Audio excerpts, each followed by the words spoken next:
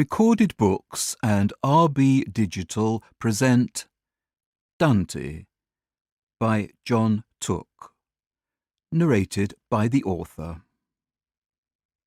Preface. In fondo, una serietà terribile.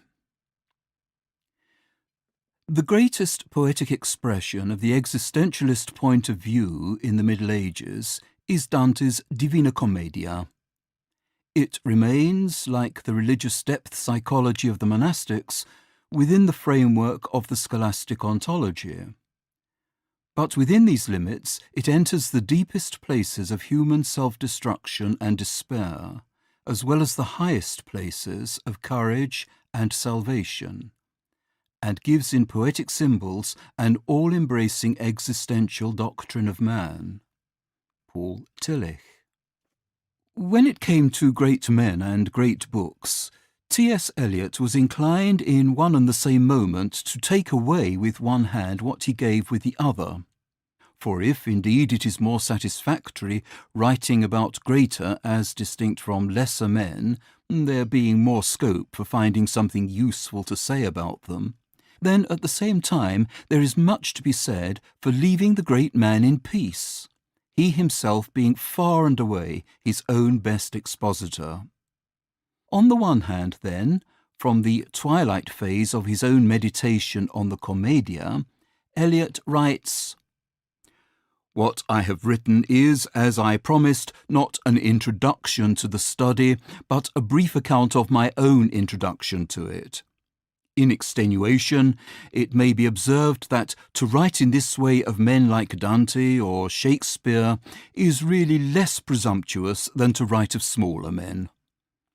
The very vastness of the subject leaves a possibility that one may have something to say worth saying, whereas with smaller men, only minute and special study is likely to justify writing about them at all."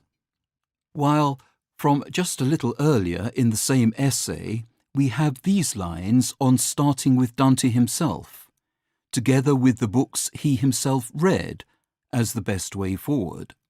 The effect of many books about Dante is to give the impression that it is more necessary to read about him than to read what he has written.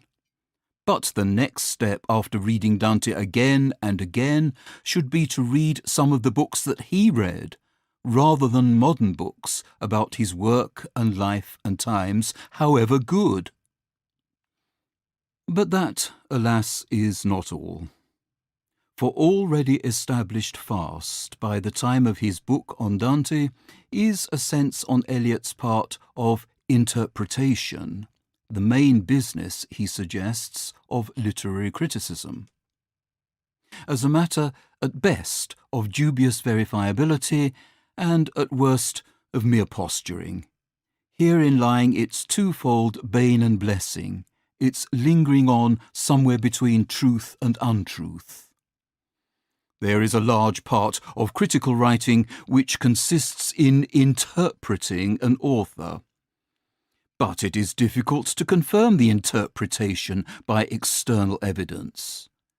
To anyone who is skilled, in fact, on this level, there will be evidence enough, but who is to prove his own skill? And for every success in this type of writing, there are thousands of impostures. Instead of insight, you get fiction. Your test is to apply it again and again to the original, with your view of the original to guide you. But there is no one to guarantee your competence, and once again, we find ourselves in a dilemma. Now, none of this makes easy reading for those of us busying ourselves in this sector.